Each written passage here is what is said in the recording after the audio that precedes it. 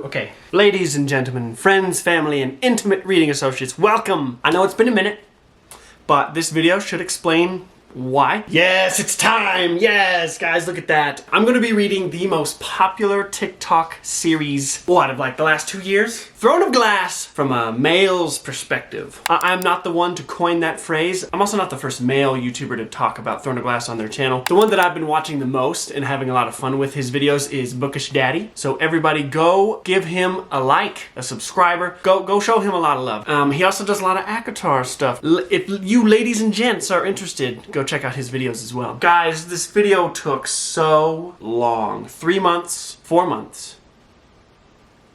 This has been 4 months in the making. We're gonna go on such a journey, so strap in, get a snack, do whatever you gotta do. Enjoy the video.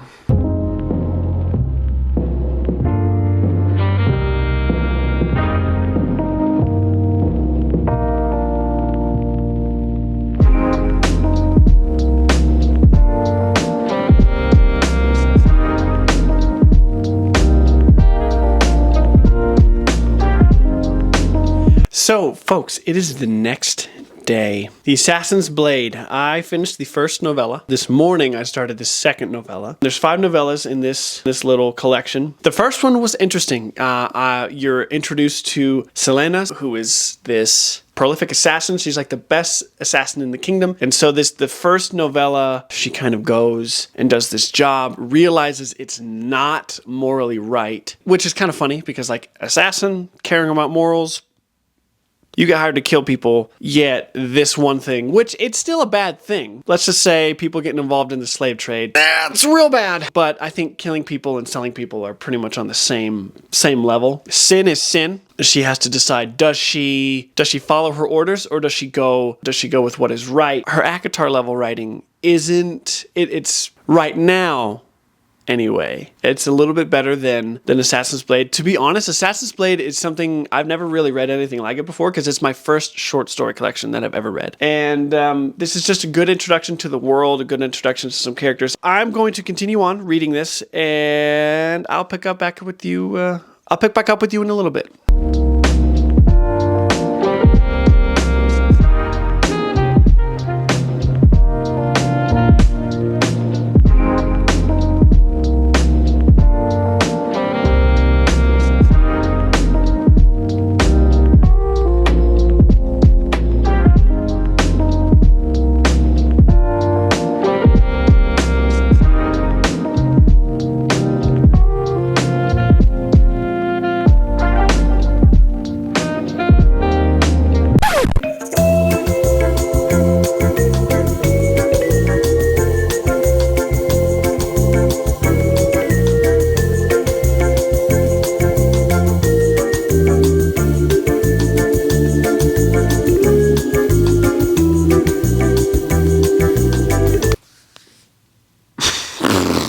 Folks, I've been sitting here for like 4 minutes chatting with you, and guess what? I realized this little bad boy, I didn't have it turned on. So my whole monologue spiel out the window. I'm on the last novella. Sarah J. Maas has done a fantastic job of making this feel not like 5 separate short stories, but as if I'm reading 5 parts to one novel. I like how the previous novellas tie into the ones that succeed them. The story is very entertaining so far, but I have one last novella to go. I will give you the lowdown, the rundown on my thoughts after I finish. Okay, so let's go.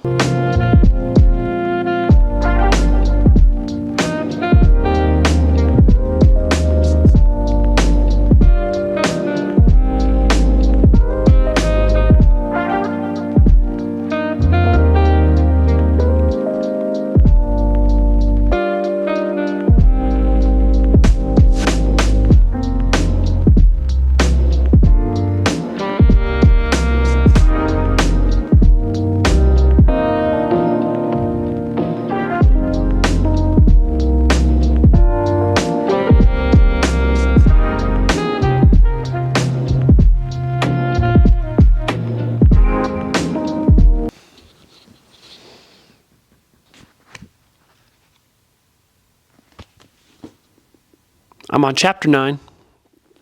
of the final novella, like 40 pages left. I wasn't expecting that kind of turn of events. I wasn't expecting the plans to come caving in. I knew, like, Sarah J., Miss Maas, like, she's so good at raising the stakes, and she's so good at making everything at the end of the story just come crashing down. But I didn't expect that. Not yet, anyway. What the heck, dude? But jeez, girl, man, freaking, I got, like, nothing left. So I'm gonna catch up with you when I'm done. Frick. This is all a bit too convenient. You know what I'm saying? I'm thinking it's just a little too convenient. How this job just somehow landed in their lap. How things kind of course, went freaking south. It's Sarah J. Maas. I don't know. It's a little too convenient if you ask me. Oh boy, we are done. 5 novellas comprising one well-rounded introductory story. This is a great introduction to the world, probably what's going to hopefully be the main protagonist throughout the entire thing. I'm sure there's going to be some split POV throughout the entire thing, but I'm thinking Selena is going to be the bedrock, the foundation of the series. With Selena, dude, how that's gonna do, you know what I'm saying? You know what I'm saying? Do you know what I'm saying? Friends, family, and intimate reading associates. Welcome to the spoiler review talk. Talk time. Spoiler talk time. Time to talk spoilers. Yes. Assassin's Blade.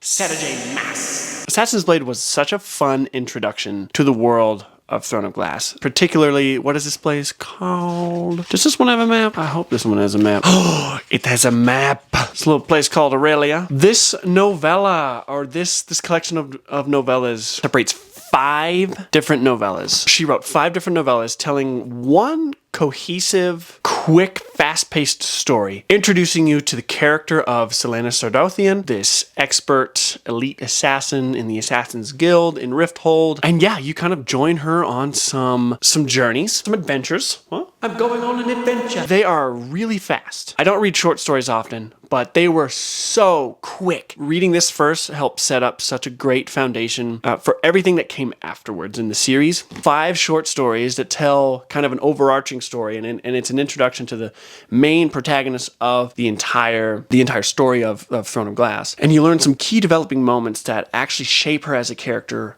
for the rest of the series. Overall, I give this a 3 out of 5. I'm not too big on short stories. I want something more fleshed out. I want something more, I want something that, I don't know. I want a book that, you know what I'm trying to say. I want a longer book.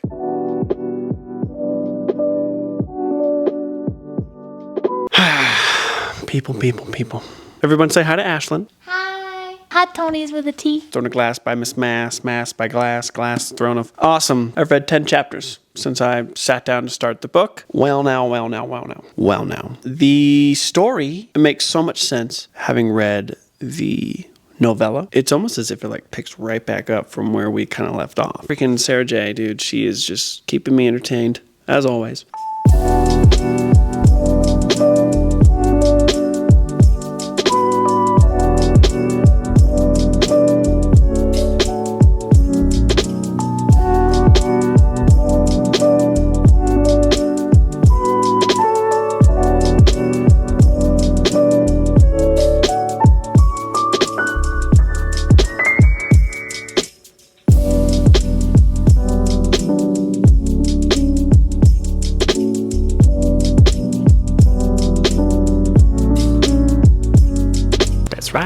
That's right, girl. That was a brutal fight. Really do appreciate how she does her action sequences. It's very unique for this genre.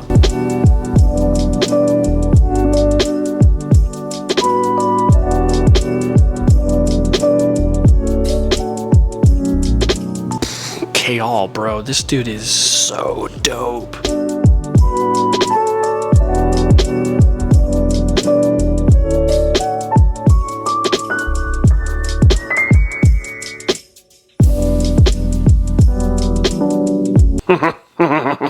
Throne Throne of Glass. Yes, yes. What an excellent start to a series. Where to collect my thoughts, where to begin? Jumping into it right after I finished the novellas was an excellent experience. You pick up with the main protagonist from the novellas a year later. There's some stuff that goes down in those at that. Oh my gosh, Ian.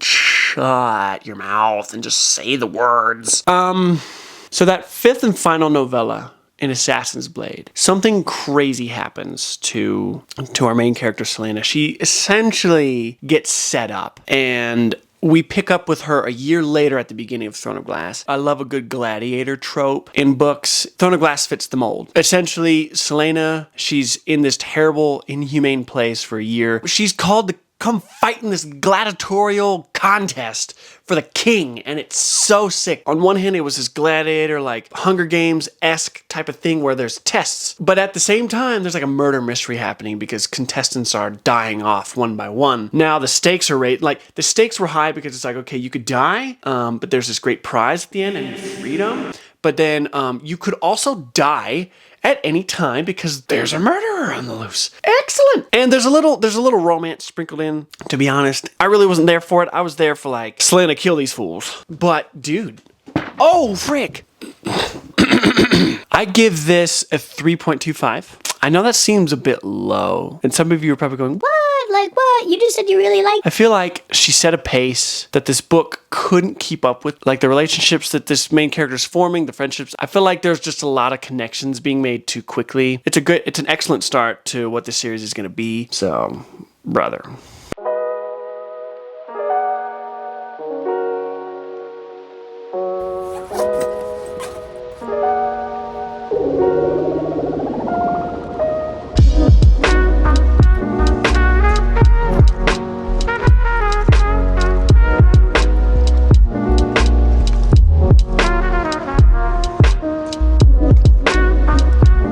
Just another day in the trenches.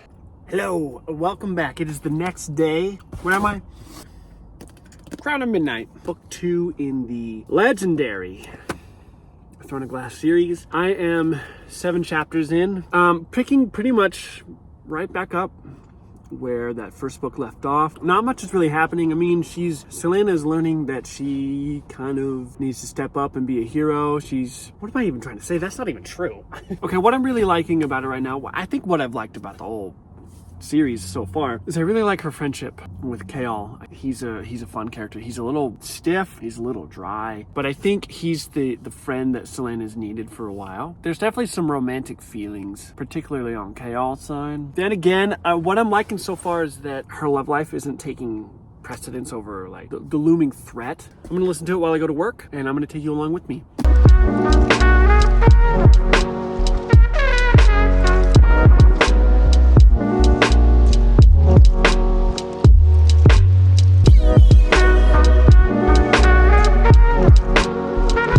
Risky leaving and sitting there in the middle of Salt Lake City.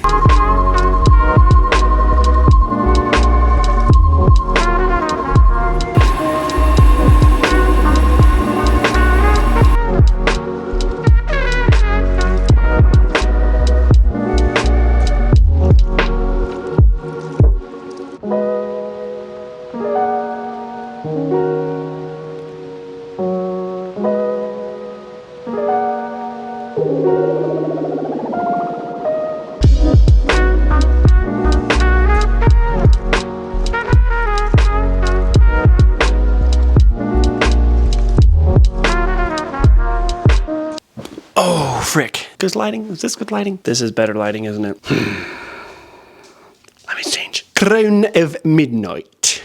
Oh, where the heck did I get to? I'm on chapter 18, page 139. Selena is the king's champion. She's going around doing really dark murders, political, I don't know if they're just political opponents, but people that the king deems a threat to his power and his plans, and so she goes and takes them out. But really, what's really cool is that she's actually helping these people like escape and kind of faking their deaths. This king seems like he's really hard to fool, and I think since he's kind of playing around with some dark wizardry kind of stuff, I feel like he already kind of knows. But the thing that is torquing me off the most, I know earlier I said I love Kale and Selena's relationship, their friendship. But I hate so much that he's acting as if they're like dating. He's the captain of the guard, and he's got so many different responsibilities that he has to juggle at once. And all he can think about is, the assassin that I'm in love with is away, and I haven't seen her in a month, and I can't sleep or eat because I don't know if she's okay. I don't know if she's dead in a ditch. Kind of acts a little possessive, but they're just friends. They're just friends.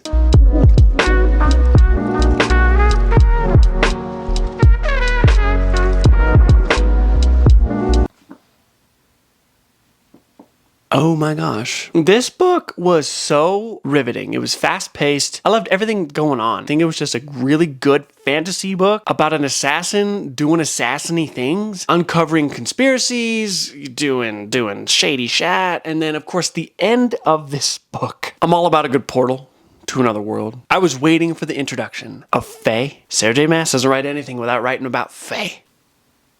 I didn't see that coming. I did not see that coming. The finale chapter to this book, what a reveal. Did not see the plot twist coming. What Kale finds out at the end. Not only what he sees and what he finds out. Let's just say Selena, bro, she has a lot of explaining to do. There's a lot of explaining to do. I freaking loved that twist. It's definitely like a 3.75. That's what I'm gonna give it. I thought the plot was great. The pacing was great. The surprises, the twists, just everything at the end of that. The ending of that book really made up for the stuff going on in the middle.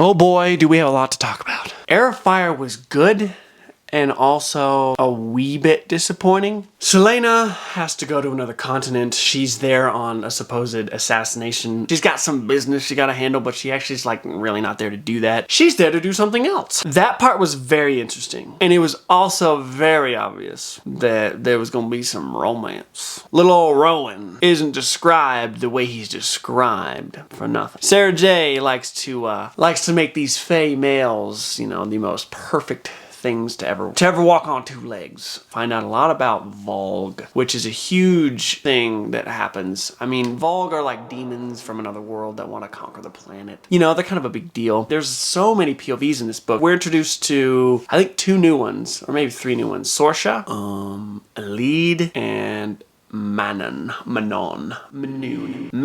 So there's just a lot going on. There's a lot of people we're following. I mean, we're introduced to witches, full out witches. Even though we were kind of introduced in an earlier book, I feel like I'm rambling. There's just so much going on. I was not interested in the slightest in the witches. I didn't care. I really didn't care about Manon. I didn't care about her plot line. I didn't care about what the witches were trying to do. I wasn't invested in like their purpose and what they were doing. They're just like, okay, these are bad guys, whatever. They're just gonna be a nuisance to the main character. Overall, the only plot line that I was really invested in was Selena. And of course, the end of this book, just another stellar Sarah J. Maas ending, cliffhanger upon cliffhanger. Because there was so much that I didn't care about in this book, I give it a 3.5. It didn't have that same oomph that Crowd of Midnight had, but, to each their own. All of it is going to pay off in the end.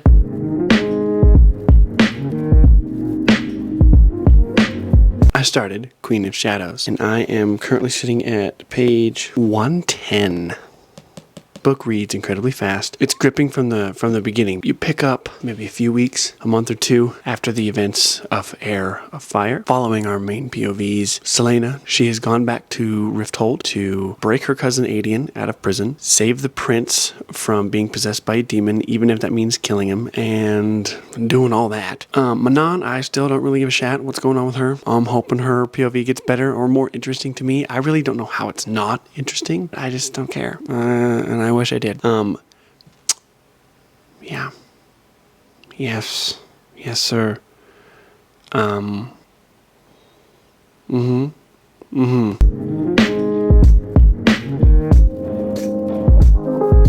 Okay, folks, we've got to talk. So last night, I made it 140 pages. Wow. So, some crazy developments. Let's get you...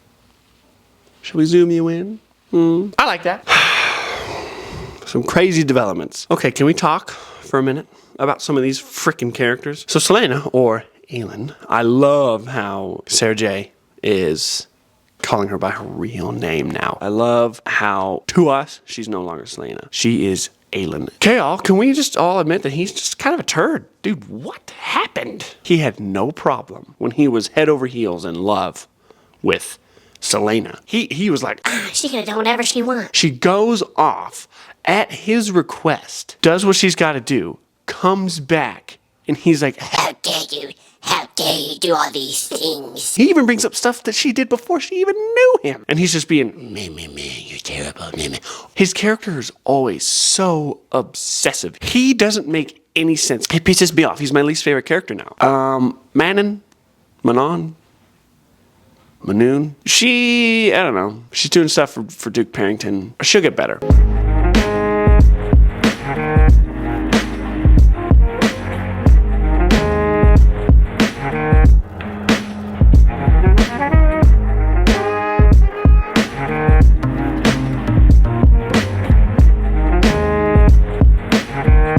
Hi, welcome to the top floor again.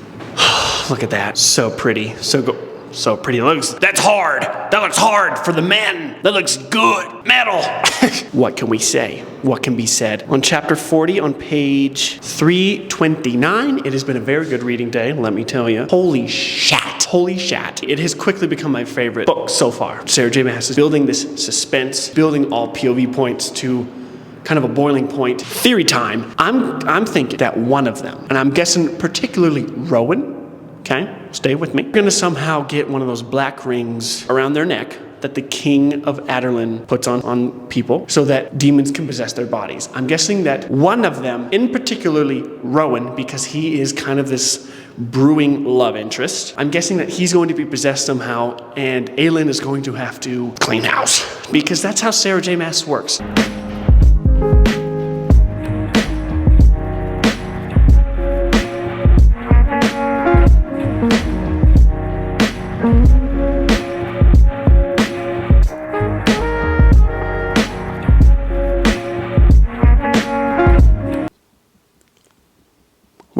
We gotta talk about Queen of Shadows. Excuse me. Excellent. What a freaking thrill ride. Aelin Ashriver Galathinius. But Aelin comes back to the continent and she's got some fish to fry, bro. One of my favorite things about this was the entire subplot with her toppling the Assassin's Guild.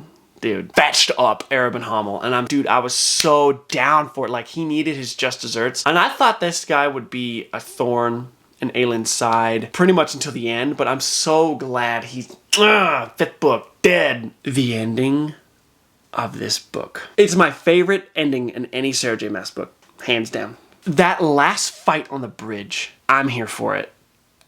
So good. I was here for the entire thing, dude. It's a solid 4.25, man. This amps up the entire series. I loved it for what it was and what it adds to fantasy.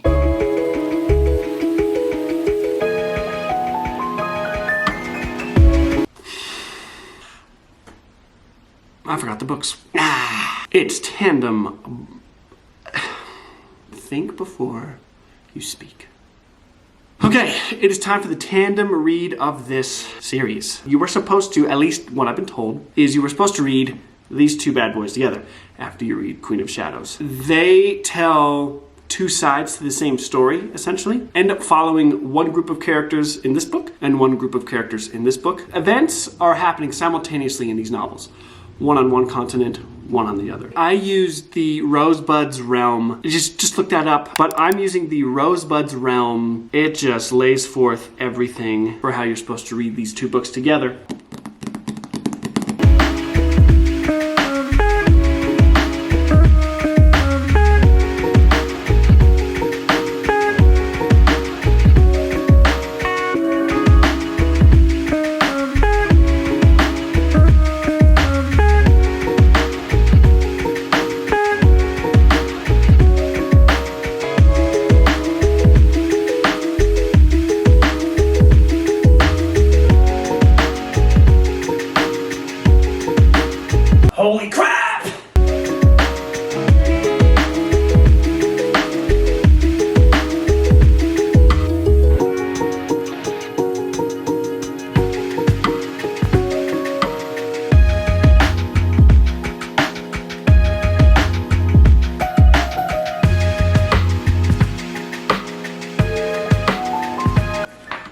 Irene is my, almost said my man. She's my man.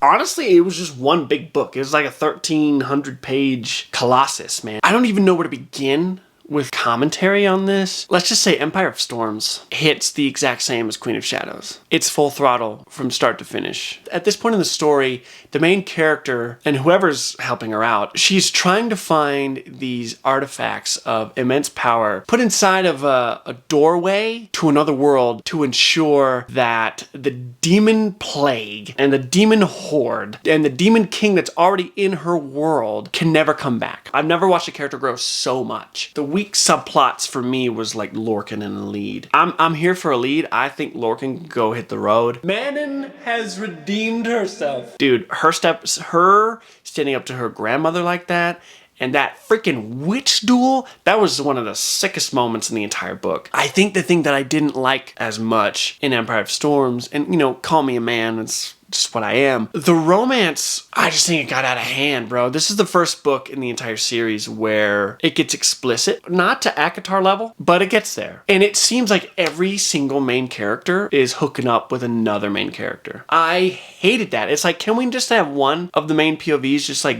be themselves and do their own thing? But no, it seems like all the ladies gotta be with all the men. The ending of this book, I think that's all I have to say.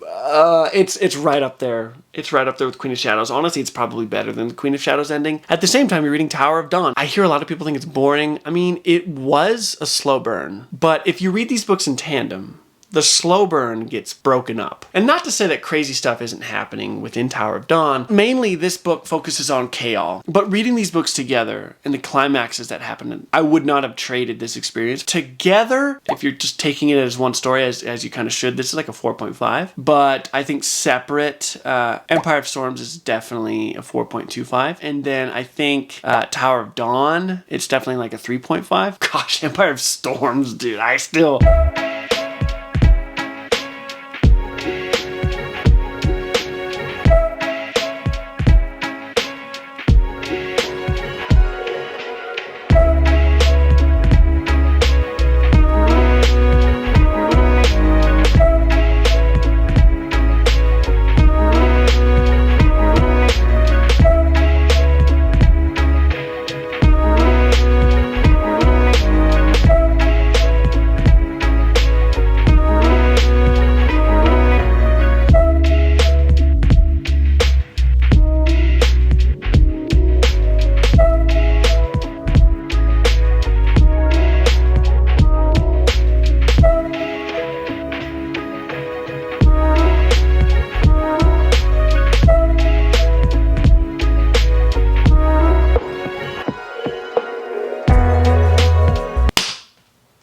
Kingdom of Ash, baby!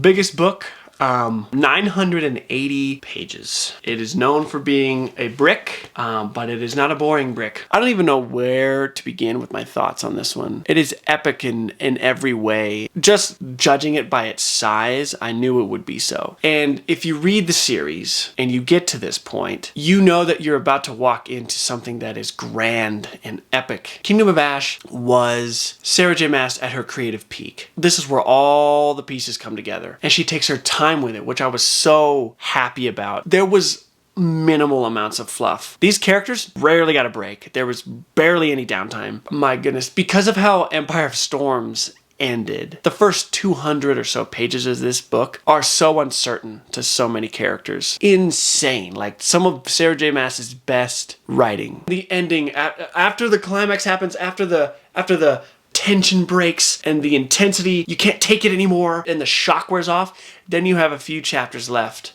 where it cools everything down. And you're kind of walking alongside these characters, feeling the same as them. I mean, the payoff was everything. All the promises laid down in all of these books, everything had a payoff in the end. This was a perfect ending to a series that I think deserves a lot more love in the fantasy community. Sarah J. Maas gets dumped on, and I don't know why. I'm always going to hype it up. By the way, this book is a 4 star for me. I mean, it's hard to write a 980 page book and not have some moments where you're like, okay, let's just like, let's get it going. Throw in a glass.